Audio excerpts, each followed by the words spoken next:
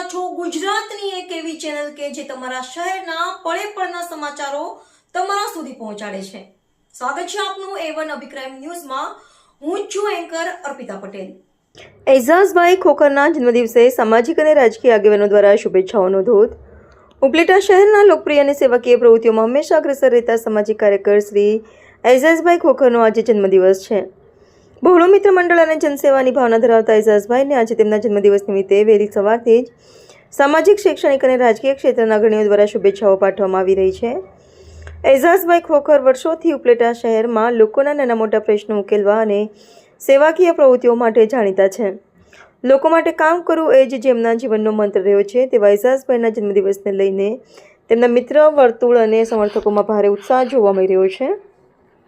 વિવિધ ક્ષેત્રના રાજકીય નેતાઓ, સામાજિક સંસ્થાઓના હોદ્દેદારો અને સ્નેહીજનોએ તેમને રૂબરૂ મળીને તેમજ સોશિયલ મીડિયાના માધ્યમથી લાંબા આયુષ્ય અને સુખદ સ્વાસ્થ્ય માટે શુભકામનાઓ પાઠવી હતી। લોકોની પડખે ઊભા રહેવાની તેમની નિખાલસ શૈલીને કારણે તેઓ યુવા વર્ગમાં પણ લોકપ્રિયતા ધરાવે છે।